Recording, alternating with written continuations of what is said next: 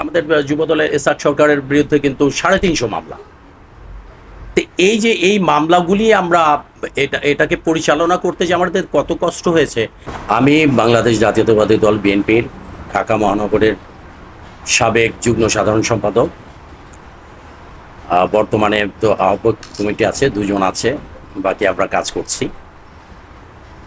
আর এই ওয়ার্ডে আমি কাউন্সিলর নির্বাচন করেছি বিএনপির পক্ষ থেকে, মোহাম্মদ লতিফুল্লাহ জাফর।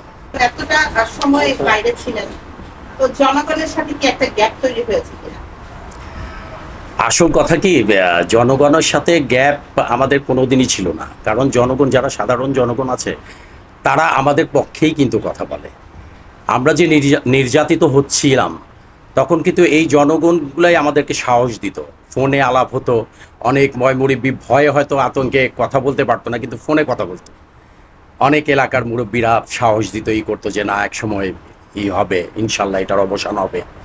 তো কথা বলার তো আসলে স্বাধীনতা ছিল না, যার জন্য আর আমরা এলাকাতে ঢুকতে পারতাম না। আমাদেরকে তো সম্পূর্ণ কোণঠাসা করে রেখেছিল। পরিবাররাও অনেক সময় একটা টেনশনে থাকতো, কারণ বিগত দিনে 15 সালে 13, 14, 15 আন্দোলনে আমি 8 দিন গুম ছিলাম। এবং সেই গুম যখন ছিলাম, তখন আমার পরিবারের অবস্থাটা কি ছিল সেটা তো আপনারা অনুমান করতেই পারেন।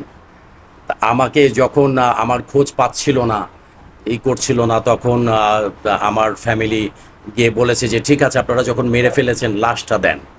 তো এই যে একটা পরিস্থিতি ছিল, তো একটা আতঙ্ক ছিল। আর আমিও তো তখন গ্রেফতার ছিলাম।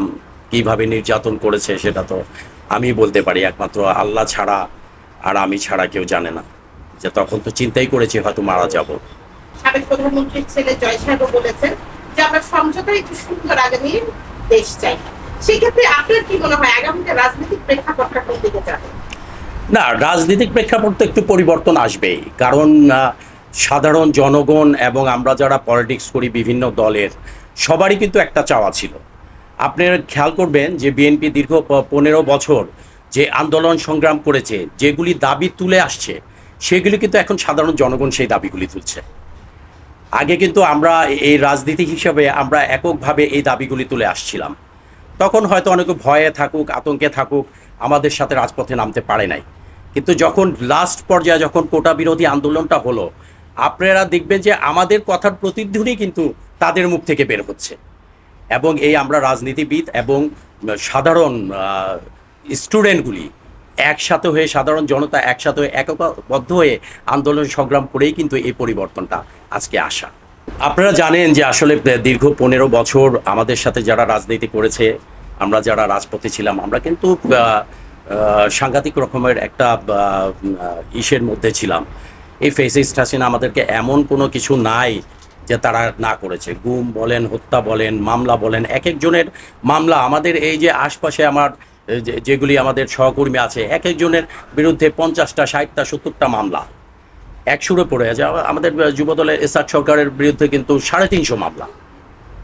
তো এই যে এই মামলাগুলি আমরা এটাকে পরিচালনা করতে যে আমাদের কত কষ্ট হয়েছে। কোর্টেই আমাদের সময় পার হতো প্রতিদিন। সকালে যদি যেতাম হয়তো 3টা পর্যন্ত, 4টা পর্যন্ত আমাদের কোর্টেই থাকতে হতো। তো আমরা ব্যবসা বাণিজ্য কীভাবে করবো? আমরা তো রাজনীতি করি, ঠিক আছে, রাজনীতিটা তো আমরা অর্থ উপার্জনের জায়গা না। আমরা সবাই কিন্তু যার যার পার্সোনাল ব্যবসা বাণিজ্যে জড়িত ছিলাম।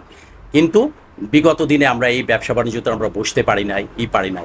তো এখন আমাদের কথা হলো, আমরা নির্যাতিত হয়েছি, ঠিক আছে, কিন্তু একটা পরিবর্তন যখন আল্লাহর হুকুমে হয়েছে, একটা আন্দোলন সংগ্রামের মধ্য দিয়ে হয়েছে, আমরা কিন্তু ভবিষ্যতে যে রাজনীতিটা আমরা চাচ্ছি, এই প্রতিহিংসা পরায়ণ আমরা হব না ইনশাল্লাহ। যে জিনিসটা আওয়ামী লীগ করে আজকে তাদের এই অধপতন ডেকে এনেছে, আমরা কিন্তু বিগত দিনে দেখেছেন, আমরা 2বার ক্ষমতায় ছিলাম, আমরা কিন্তু সঠিকভাবে আমরা হস্তান্তর করে আমরা রাজপথেই ছিলাম, আমরা কিন্তু পালিয়ে যাইনি।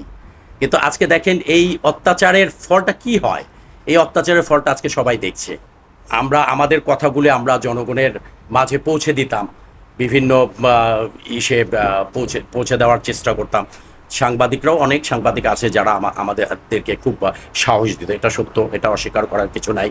যে অনেকে আছে, ওনারা হয়তো বলতে পারতো না, কিন্তু আমাদের সাথে বলতো, যে আমাদেরকে সাহস দিত। আমরা সেই সাহস নিয়ে এগিয়ে যাচ্ছি। ভবিষ্যতে আমার চাওয়া হলো যে আমরা প্রতিহিংসার রাজনীতি করব না, আমরা ওই দখলদারি রাজনীতি করব না, আমরা চাঁদাবাজির রাজনীতি করব না। যেটা তারা করেছে। আমরা চাই একটা সুন্দর সমাজ ব্যবস্থা গড়ে উঠুক। আমরা সাধারণ জনগণকে নিয়ে একটা সুন্দর সমাজ ব্যবস্থা চাই। একটা গণতান্ত্রিক রাষ্ট্র গড়তে যা যা করা দরকার আমরা সেগুলি করবো ইনশাআল্লাহ। এই প্রত্যাশা আমাদের আছে, এবং সাধারণ জনসাধারণ আমাদের পক্ষে আছে, এবং মিডিয়াও আমাদের পক্ষে আছে। এখন তো আপনারাও কথা বলতে পারবেন, আমরাও বলবো। আমাদের যদি ভুল ত্রুটি হবে আপনারা তুলে ধরতে পারবেন, নির্দ্বিধায় তুলে ধরতে পারবেন, যেটা আপনারা বিগত দিনে পারেন নাই।